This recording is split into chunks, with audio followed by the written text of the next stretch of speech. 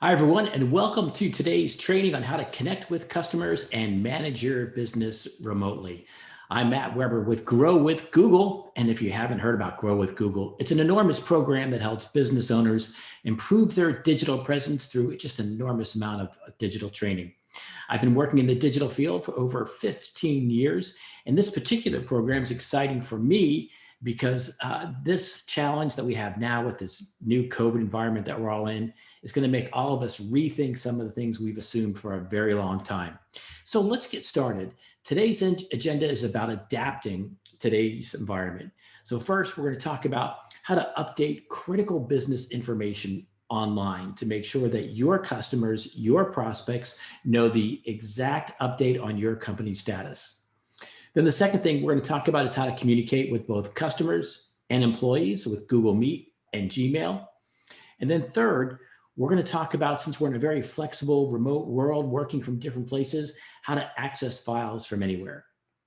And then finally, if today's training inspires you to learn more and even build on what we're talking about today, we'll go through some great resources that are available to you for free. So let's get started. And at the very beginning is to use all these great tools, you've got to have a Google account. Now, any email address can be a Google account, but a Gmail address is automatically a Google account. And for business owners and marketers in the presentation today, my suggestion to you is to create a Google account that is for your business and not connected to any one person individually. So all of these tools work really well together when they're all owned by the same Google account. So rather than that being your personal account, when you have to share that or offer that to vendors, create a generic Google account that's just for your business to connect up all of these tools.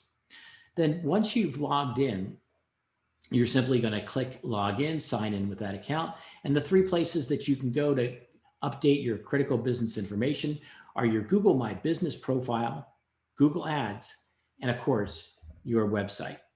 Let's go deeper into each of those. Let's start with Google My Business, the most popular business directory on the internet, and there's nothing even close to it. So hopefully you've already created your Google My Business profile. If you haven't, you can start doing that at google.com/business. A business profile displays your business information across Google search and maps. And once you create that profile and claim it, you can provide your customers and prospects the information they're trying to get about your business. And I want you to give some thought to something. One of the things we're learning more and more about prospects and customers on the web is that they're always looking for the least amount of friction in trying to get things done. So your Google My Business profile is often the gateway of their relationship with you. They're trying to verify some key starter information. What hours are you open? Do you sell what they're looking for, etc. So if your Google My Business has that information, then they move on to the next level. If they can't find it in your Google My Business profile, then they do another search and they find somebody else. So first things first, you can update your current business description and make sure that reflects the current status if your business has changed for any reason because of the COVID virus. You can edit this text as many times as you want. You can edit it every day if you like, but people love to get fresh and complete information. And of course, if your hours have changed, you want to update your hours as well. Probably over 40% of people go to Google My Business simply to see a business's hours. And then Google has introduced a new feature about your special hours because many, many businesses are now using what we would have considered previously unconventional hours, different hours for this service than this service, or every other Saturday. No matter how non-traditional your hours may seem, you can input them by clicking on special hours underneath, and you can put those hours in there. So you've got your standard hours and your special hours. And Google My Business also offers another great feature called posts. And posts are similar to the way that you associate that word with other social media applications. These posts can be text, they can be video. They can be a combination of text and video and graphics, but it's a great, fast way to get key information in front of the people who are looking at your business. Now, there's different types of posts, and the types of posts eligible for you is going to vary by your business type. It's a handy thing to note these size requirements because if you are uploading a graphic, the maximum is 10,000 pixels by 10,000 pixels and 25 megabytes in size. Anything under that, you're going to be fine. So let's take a look at how people are using these posts today. Right? So for example, they're just doing simple kind of what's new posts.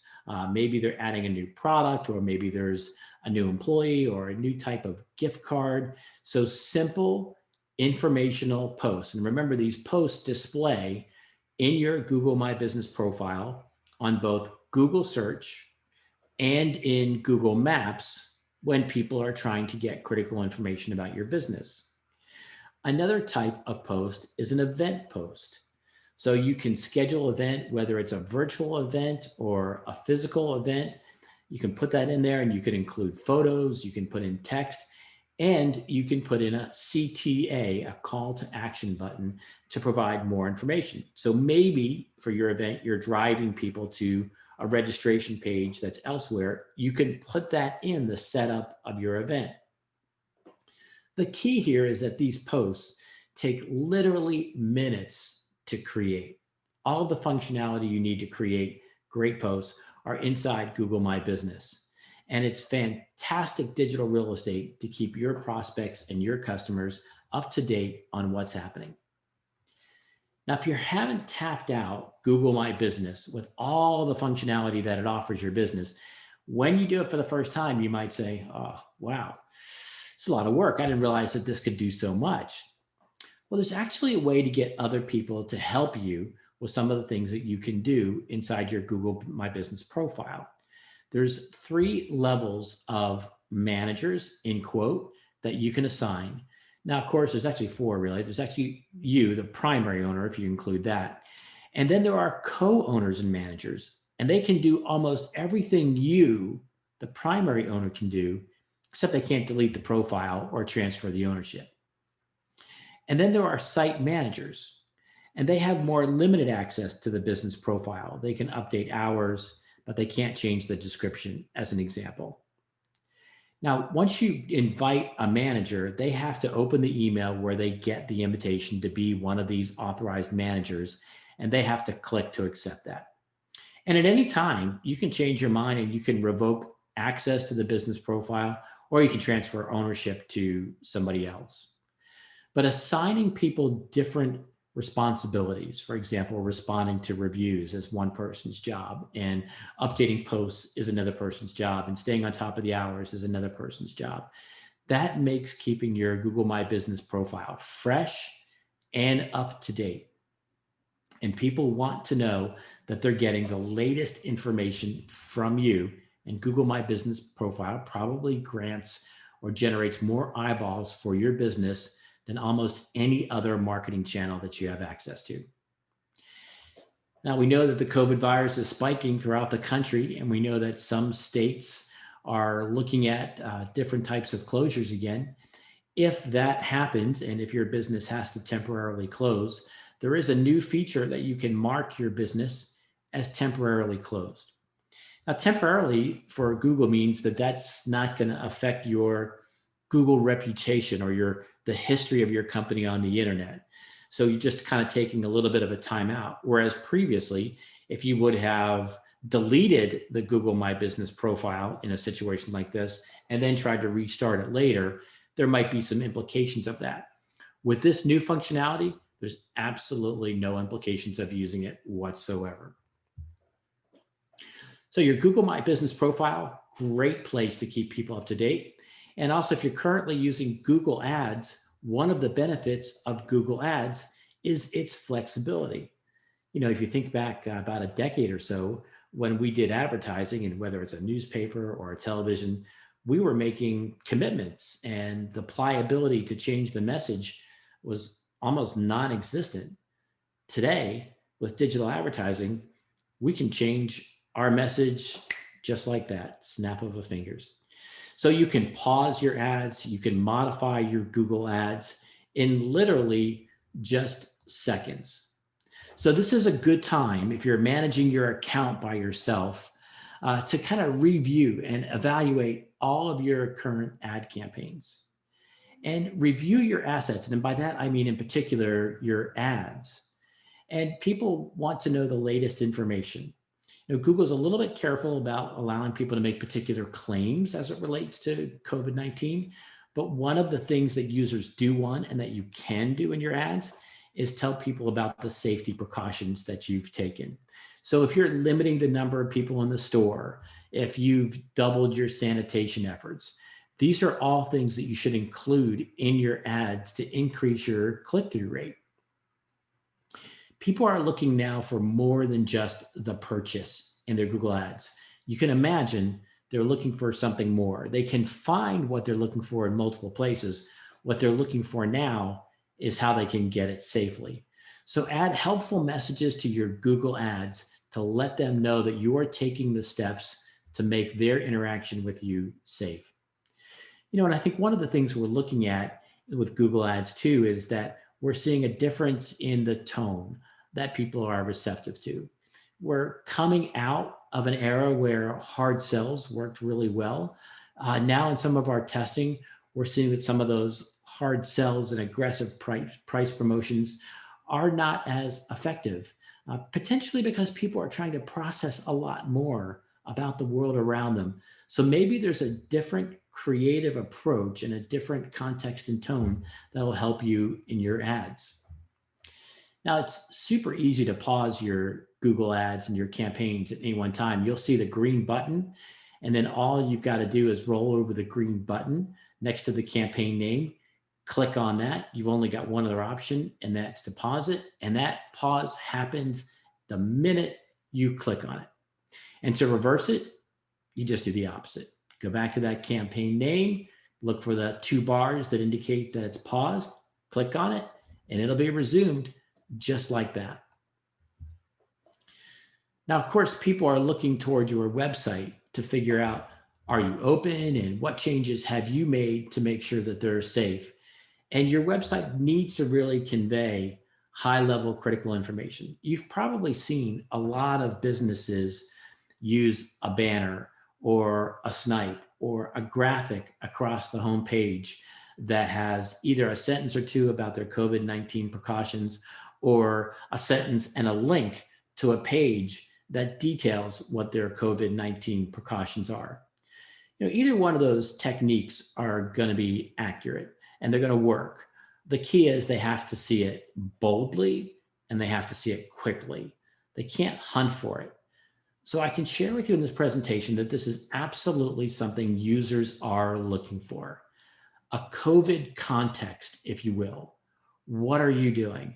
And so they have an expectation that they are going to see some type of information about how you are reacting to COVID-19 and how you're helping make them safe on that homepage. Now, depending on your business, you may want to share resources about how maybe your products or your services can be modified in this new COVID-19 era. If you're delivering services to the home, you definitely want to talk about what changes you're making as you deliver to the home, whether you're a pest control company, an air conditioning repair company, or if maybe your product itself has some beneficial COVID-19 attributes to it, or if you've just started carrying a product that could be beneficial in the COVID-19 area. These are all things that people are looking for right now. And if there's not an opportunity on your website right now for people to reach out and touch you, definitely add that, whether that's an email link or preferably a form that they can fill out. Let them do that because they do have questions. We're sure about that. And if you don't give them an opportunity to ask those questions and get the answers they're seeking, well, you and I both know what's going to happen. They're going to go somewhere else where they can get that question answered. So make sure that you're accessible via your website for a very rapid answer to questions they have about doing business with you in the COVID-19 era. So we've talked about customers and prospects and how they're finding you through your Google My Business profile and through your website. But let's talk about customers who you already have a relationship with. And of course, most importantly, your employees and how to be able to communicate with them.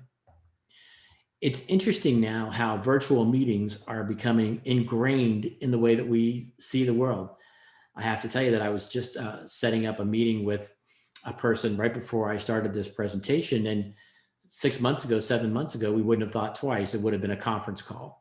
And yet, instinctively, instead of it just being a conference call, which it certainly can be, we just instinctively reached for Google Meet and made it a virtual meeting. And so we're starting to see the world now through the lens of virtual meetings. And Google Meet can help you hold video meetings with people inside or outside of your organization. And you don't need a Google account to participate in a Google Meet video call. However, if you don't have a Google account, the meeting or the organizer has to grant you access to the meeting. So let's talk a little bit about how to use Google Meet for both customers and employees. The great thing about Google Meet is its spontaneity. I mean, it just takes literally 20 seconds or less to fire up a Google Meet. So it doesn't take a lot of logistics. It doesn't take a lot of planning. And I think we need that spontaneity now because that's what we did in the physical world, right? We may have walked down to somebody's office when we had a question. We should be able to meet virtually with just as much ease, and Google Meet will allow you to do that. Google Meet's also very secure. And one of the things that distinguishes Google Meet is that Google Meet works with your browser. It's not interacting with your local device. So because it's working with the browser and the fact that it's got just an array of counter abuse protections built in, your meetings are safe. And these include anti-hijacking measures for web meetings and even people who choose to dial in. All the data is encrypted in transit by default. And Google for Video Meetings are on a web browser, whether you use them on an Android or iOS apps, all of that is encrypted on default. There's a little bit of a difference between the free Google Meet and the paid plans. The free Google Meet is going to satisfy most people's needs. As you can see, you can have up to 100 participants in a free Google Meet meeting. And your meetings can last up to 24 hours. Now, I'm hoping you're not planning 24-hour meetings, but if you were, the free version of Google Meet can handle that. And you can get an unlimited number of meetings and the price is free. If for some reason you need to host more than 100 people, then there are paid plans that start as little as $6 per user per month. To get the complete pricing on Google Meet, it's a part of a suite of products called Google Workspace. And so you can find all of the pricing at workspace.google.com/pricing. So the way that your business can benefit from Google Meet, it's that ability to feel connected. And I can remember when in late March, when we just transitioned here at Google to being 100% remote team, when we were about a 30% remote team, it definitely made a difference when we were putting more of a concerted effort to having all of our interactions be on Google Meet.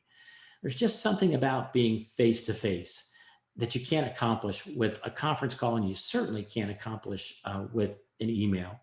So we're continuing on with our brainstorming. We're sharing Google Sheets. We're sharing Google Docs. Our brainstorming has been unabated. And for your business, even if you're not participating in brainstorming sessions like we do, you can still schedule remote client consultations. And I want to ask the business people on the call if maybe you felt the same thing that I have, and that is that the reluctance that you might have felt in March or in April when you tried to get a prospect to have a virtual meeting is gone. The clumsiness, the clunkiness, I don't know if I want to do that we experienced before with virtual meetings is completely disappeared. And now prospects and customers are anxious to meet virtually. I think they think it's now a time saver. Think about the number of sales presentations that you made and how much time was involved in going there, coming back. Think about how much more effective we are now when we can meet virtually and just hop right on that meeting and then hop off. We save so much time.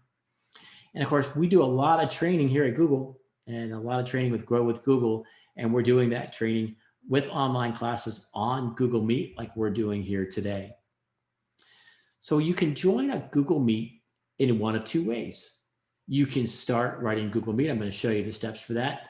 But you can also integrate Google Calendar as a way to kick off a Google Meet. So let's talk about Google Meet first. It's super simple. Just go to meet.google.com and click join or start a meeting. Remember, you do not need a Google account to participate in a Google Meet video meeting. Now, but if you don't have a Google account, the meeting organizer or someone from the organization has to grant you access to the meeting. So when you click join, if you don't have a Google account, the organizer is going to see a little notification that says your name would like to join the meeting, and they have to say yes or no. If you had a Google account, that step would be skipped and you would go right into that meeting. But Google Calendar can save you a step. So let's say that you wanted to create a meeting in Google Calendar. You're simply going to add the title, the day, and then you're going to see the option to add video conferencing. Click on that button, and that's going to allow you to set up a Google Meet right from that interface so that you don't have to exit out of it. So it'll give you that link, and then it will also put that link in the meeting invitation. So when you send out that meeting invitation, it's already embedded in there. Saves you a step. Now there's some more options that you can put in. You can put in attached documents. You can actually specify who the attendee list if you wanted to restrict that in any way. But as soon as you click next, it's going to show up in their calendar, and it will have a link already in there that says join with Google Meet. And all they have to do when the day and time comes for the meeting, all they have to do is just click on that button. They don't have to remember a URL. They don't have to remember a code. Boom, and they're going to join the meeting. So once they join the meeting, it'll look slightly different depending on the device. Remember that Google Meet works on mobile phones, it works on tablets, it works on desktop computers. But depending on the device, you'll see a slightly different configuration. But you're all going to have the options to click on the join meeting, and you'll have the ability to present from any device that you choose to join the meeting. The thing that makes Google Meet interesting and helpful to a lot of organizations are some of the embedded features in there. You can chat to all of the participants at any one time in there. You can also turn off your camera, turn on your camera, mute your microphone. And then when you do go to present and share, you've got multiple options. You can either share your entire screen. If you're using a multi-monitor setup like I am today, you can choose which window and which tab to present. And then you can toggle back and forth between different windows and different tabs. It's really easy to do. And to stop sharing, just click a button and you can stop sharing. Now, Google Meet also allows you to record the meeting for free, and it's going to save the recording to the Google Drive of whichever address organized the meeting. So it'll automatically save it in that Google Drive. You'll find all of your recordings there, and you can just export that file if you needed to, or you can share a link to that folder where that recording is, and then you can share the recording afterwards. So if you did a live training session and some people couldn't make it and you want them to be able to see it later, you can simply share the link to that Google Drive folder where the link is to your recording, and it's going to be just like they were there. We're all learning a little bit about being presentable in this virtual world, aren't we? And I think we all have our own funny stories that we can share of things that we've seen on virtual meetings. Well, to make sure that we're never the subject of one of those funny stories, here's a couple best practices to participate in a virtual meeting. Keep your camera on and always be aware when your camera is on, right? And also choose a neutral and attractive background. You don't want people looking over your shoulder trying to figure out what's the title of that book that's on your bookshelf, but you do have to give some thought to your background. And I'm going to guess that as you've been watching local and national newscasts with more and more reporters reporting from their home, you might find yourself saying, wow, I wonder if their home looks like that all the time. Probably not.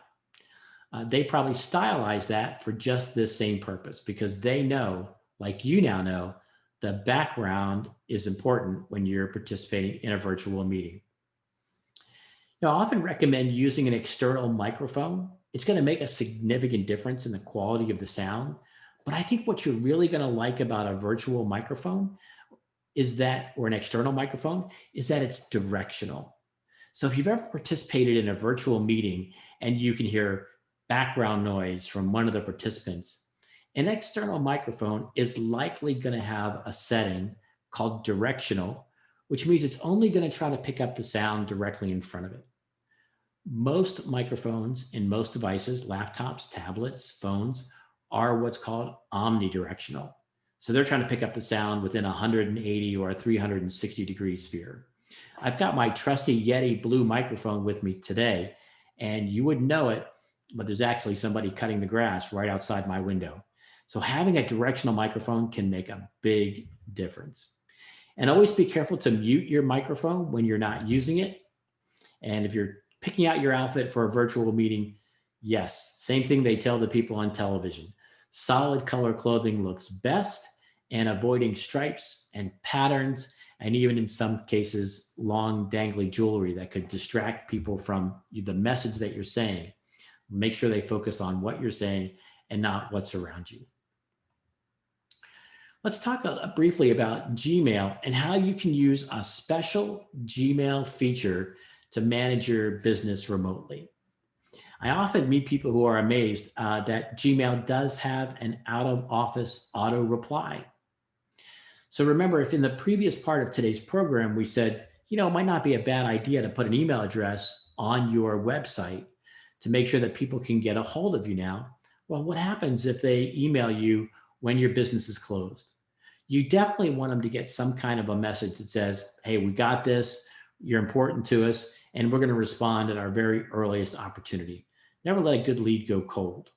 So to set up an auto reply in your Gmail, just go to the upper right-hand corner of your Gmail screen and click on the gear icon, and then click Settings. Then you're going to go to General, scroll to Vacation Responder, and type your message. Now, we often associate these with vacation messages, out-of-office replies, but today, more and more companies are using them in a much shorter time frame. Like tonight, there's going to be an auto reply that says, hey, thanks for reaching out to us. Unfortunately, our business is closed for the moment. We'll get back to you tomorrow morning when we reopen. We really appreciate your interest. Here's why this is becoming more and more important. Consumers want what they want when they want it. You probably feel the same way as a consumer. So when a consumer initiates some kind of an action with a business, if they don't get some level of satisfaction, doesn't mean total satisfaction, but some level of satisfaction, then they tend to go elsewhere. Why? Because it's so easy. Think about it. I mean, there was a time 10, 15 years ago when you might have driven to a store and they didn't have exactly what you wanted, but you bought it anyway. Because you said, oh, I drove all the way here, I used the gas, I'll just buy this one. That never happens anymore because consumers know that the next opportunity is just another search away. So use every tool that you have at your disposal to keep a connection with them and to keep that relationship warm. Our last topic today for connecting with customers and managing your business remotely is being able to access files from anywhere. And that's a great product called Google Drive. Now, Google Drive houses all of your Google applications, Google Sheets, Google Docs, Gmail, Photos. Google Drive is a cloud storage software. What does that mean? That means that rather than the material being stored on your local device, it's stored in a network of servers all over the world. That gives you the ability to access it by signing into your Google account from anywhere, any device. As long as you have an internet connection, you'll have access to all of your files. So to access your Google Drive, you're going to go to what some people call the hamburger menu, what other people call the waffle menu, but it's the Google app menu where all of your apps are. And that's where you'll go to get to Google Drive. And here's where you can upload, download files in any format. You can store them on Google Drive. And then once they're up there, just like the Google Meet recording that we talked about a few minutes ago, you can share those files.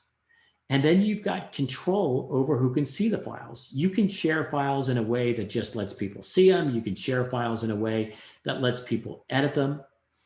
And you can do all of this from your mobile device because there's an app both in the Apple Store and in the Google Play Store for every one of the Google apps.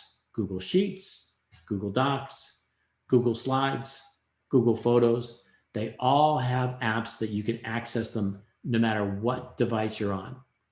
And if you've got a device and you want to be able to work on it when perhaps you don't have an internet connection, you can make any file accessible to you offline. Now, one of the things I love about Google Drive is how easy it is to organize them. And just by dropping and dragging, you can create different folders to find them. Because I'm sure if you're like me, in just a matter of days when you start using Google Drive, all of a sudden you're now looking at 20, 30, 50, 100 different files. Well, it's so easy to organize them. You can put all of your Google Sheets together. You can break them down by subtopic. You can put folders inside folders like I'm prone to do. So all that allows you to retrieve anything that you're looking for easily and seamlessly when you need them. And once you create new files with Google Drive, you can download them to popular Microsoft formats or PDFs or other file types. So check out this availability, uploading nearly anything, rearranging it, putting it in your own custom storage system, and then being able to download it to nearly any file type. It's the height of flexibility. So let's talk a little bit about collaboration for just a minute, because I love the fact that I can organize all my files. But of course, now that we're all working remotely and we want to connect with our employees and our customers remotely, we're going to collaborate in some way. So a couple things that we can do. One is that we can seek feedback from other people, and we can do that by clicking on the Add Comment button. And then we can assign that comment to anybody who's sharing that document. Now, this might seem trivial, but imagine if you could reduce the amount of email you receive. Oh, now I got your attention, right? Reducing the amount of email you receive.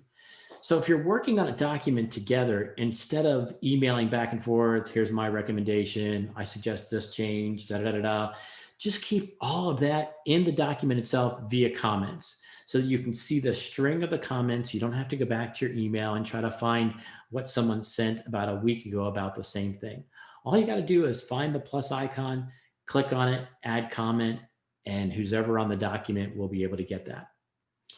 Now you can assign something as well, because if you add a comment and you type in the @ sign and the email address of the person you want to alert, then it will go to that person individually, and you'll have the option of assigning that. When you assign it, they're going to get an option to check reply or check complete. And if they check complete, then you know that whatever you've asked them to do is complete. Now, to share the document, you just go up here to the blue share sign, and this is where you have those controls about who do you want to share it to and what do you want them to do. So people can be editors, which means they pretty much have the same rights you do. They can be commenters, so they can view it and they can comment it, or they can just be viewers, which means the only thing they can do is review it. They can't comment and they can't make any changes. And you can change that level not only by different levels within the same document, but you can make those changes within different documents. So let's say we're having a meeting, and of course we've got an agenda, and then we've got some documents that are coming along with the agenda. I might want to share the agenda with everybody and they can contribute to it and edit it. But maybe I don't want them to have the editability for the budget that we're going to use, because it would be kind of messy if everybody was just free-forming changes to the budget. That's okay. We can do both of those within Google Drive. And of course, you can get to anything that you put on your drive through any mobile device. Just look for the app called Google Drive, and you'll probably want to download those suite of apps: Google Sheets, Google Docs, Google Slides, and Google Drive. And by the way, I do a lot of my organizing of my Google Drive files through my phone. Because, yeah, I'll admit, it does get a little messy after a while, and then I save some time if I'm waiting for somebody, or if I'm in line somewhere, then I kind of do a little organizing of my files on my phone. And as long as you have the app, it's super easy to do. And remember, you can make anything available to you offline.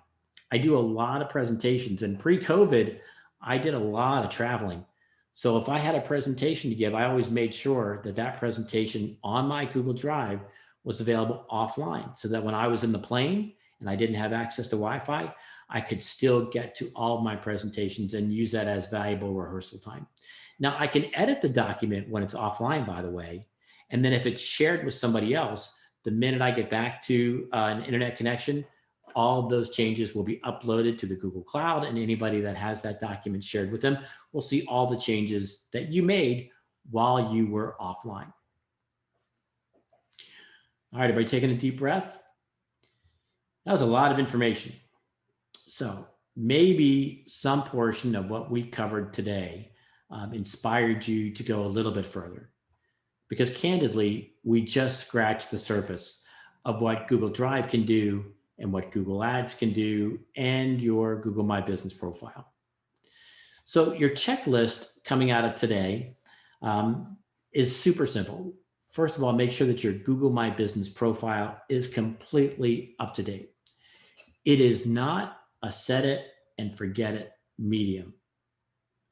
In fact, there's a lot of great research out there that businesses who optimize and update their Google My Business profile outperform businesses that don't.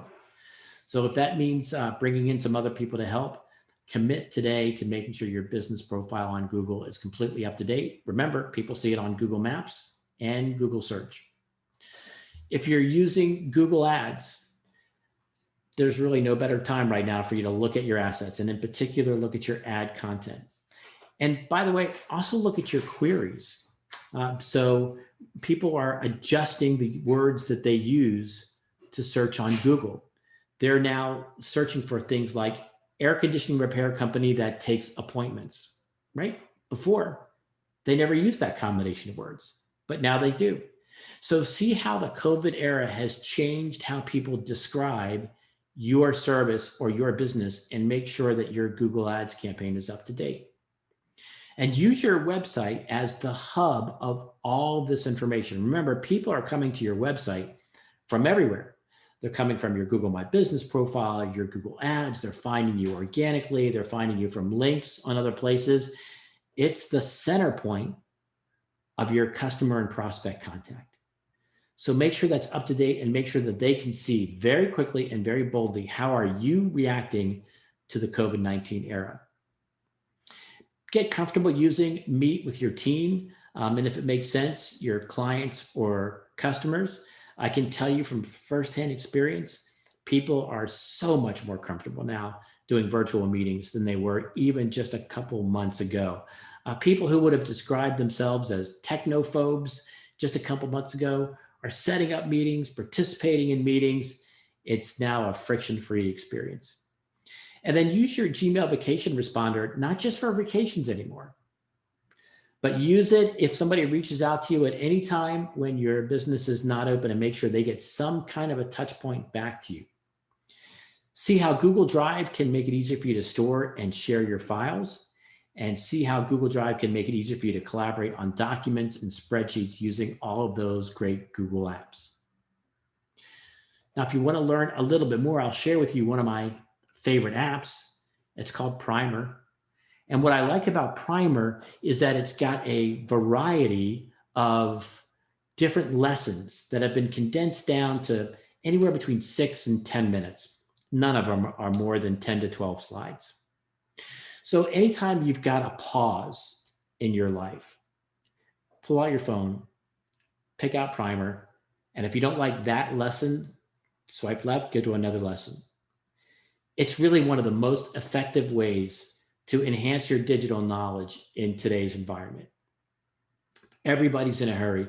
Everybody's rushed. You don't have time for intensive lessons. Then pull out Primer and get these free lessons. You'll find it both in the Apple App Store and in Google Play. Now, everybody's a different kind of learner, right? Some of you are going to get a huge benefit from Google Primer, but some of you do want to go deeper and more in depth. And there's a great place to get that type of content, and it's at g.co/grow/quick help. And here's what you're going to get there. You're going to get lots of great content on how to get your business listed on Google Search and Maps, how to create a YouTube channel, how to start a Google Meet conference. So today we scratched the tip of the iceberg. This is where you go to go a little bit deeper. g.co/grow/quick help. And if you haven't been to growwithgoogle.com or grow.google, definitely make it a point in the next 24 hours to go there. This is going to be like finding your new favorite store, because there's really well thought out training for just about everybody at grow.google, for small businesses, job seekers, students, veterans, military families, educators, developers, startups, you name it. There's something there that's going to make an impact for you the very next day at grow.google. Now I'm going to keep this slide up for just a minute while we wrap things up. And I think we're accumulating some questions that people may have asked for the program. And you might want to take a picture of this. Many people take a picture of this screen with their phone, because these are the resources that we talked about in today's program. And just a few more, and I'll keep that up for just a few more seconds. All right, I'm gonna take a look and see if there's any questions that I can help answer. And you should be able to submit those questions in the chat box.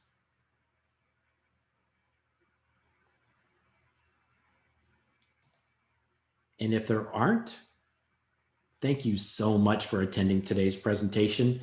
Hope you got something out of it that will help you or your business.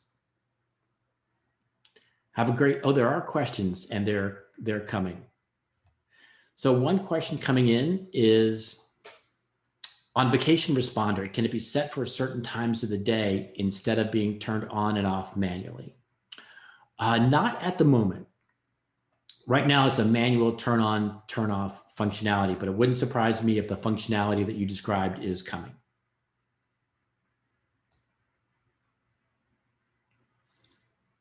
Another question is, can Google Meet be used like Zoom or StreamYard, i.e. pre-schedule a meeting and send it to FB to post? Excuse me. Yes, it can. It can be scheduled in advance, but not with the free version.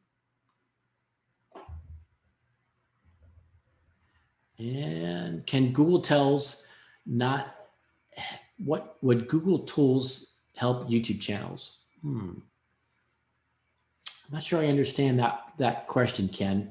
Perhaps you can rephrase that and maybe I can help with that one. Are there any tips for creating a YouTube channel for business? By the way, there's a great lesson on YouTube for business at grow.google. But in the many hours I've spent with businesses helping them with YouTube, I will give you 3 quick things that I see people not do. Number one, they don't completely populate their YouTube channel. So there are a number of things that you can put in there. A description of your channel, you can put in a description of your individual videos, and people often bypass that step.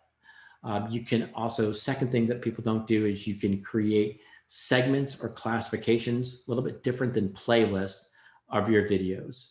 So kind of like shelves, you can kind of arrange them on shelves in your YouTube channel. When you use this functionality, it's only visible when someone comes to your channel. It's not visible when someone sees a video in the preview of the search results. But YouTube is like any other medium. People are begging for organization for finding what they want. So there is a classification of segmentation, kind of a categorization you can put for your videos so that all of your, let's say, unboxing videos are categorized together, regardless of the chronology. And then all of your new product videos are together, regardless of your chronology. And people often forget to do that. And then the third thing is there is a video that you can upload of part of your channel that is, I believe it's titled Premiere, or it's titled Feature or Preview. And most people put in their first video into that category. But really, it's an opportunity to create a 20 to 30-second video that sells through what is your channel about and what benefit am I going to get out of it.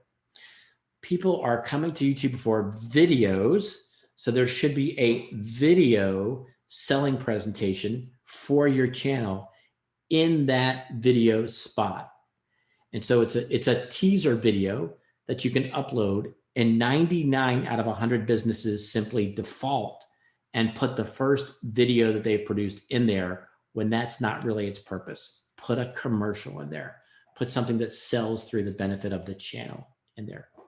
Great question. Don't forget to go to grow.google for way more tips on how to use YouTube for that.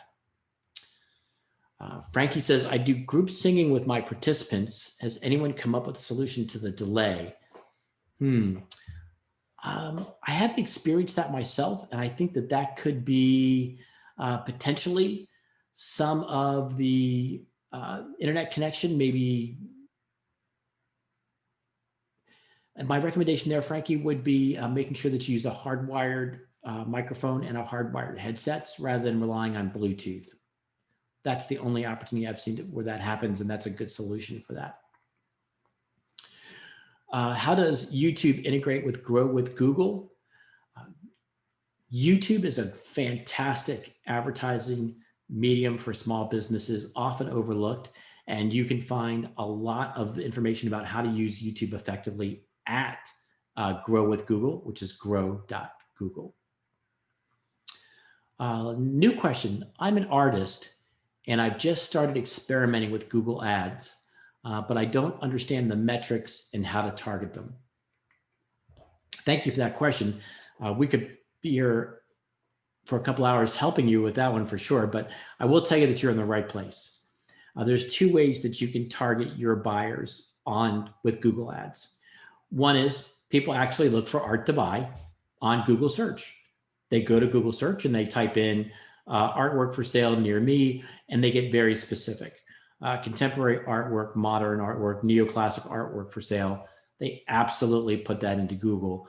So those paid search ads then can come up on that search, take people to your website. And I don't know if you're offering your art for sale on that, but the metric for that is called a conversion. So we can measure how many people saw your ad, how many people clicked on your ad, but more importantly, how many of those went to the website and actually made a purchase. So once you've done that and you've hooked that up, then you can calculate what's called your cost per conversion. Or in other words, what's your tolerance for your cost of sale? And then you can make adjustments once you know that. The second way to target your buyers on Google Ads is you can target people that have common characteristics. You can find people through some tools in Google Ads who are art lovers or who visit art museums. Now, they're not actively looking for art to buy at that moment, like the previous group of people are, but they have a defined internet behavior that indicates they are art lovers or art museum lovers, which potentially makes them a possible customer of yours. And then you can run banner ads as they travel around the internet. They could see ads for your business. And you would know that your ads are only being seen by people that meet that defining characteristic where they have potential value for your business. That's a great question. Now let's check and see if any other have come in. And I think we're caught up.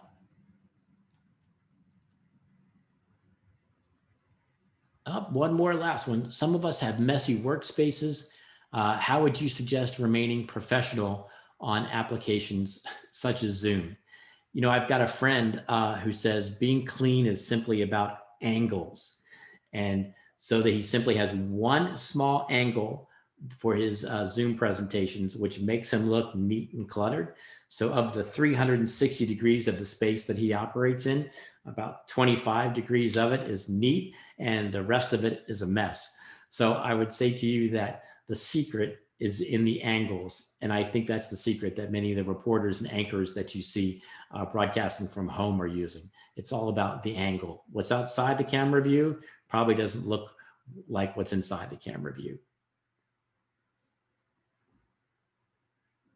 Well, great questions, everyone. Awesome. Really enjoyed being with you today. And we will end the presentation here. And we'll put up our closing slide in case you have some information. But thank you so much for attending. Again, thank you for being a part of this Grow with Google presentation.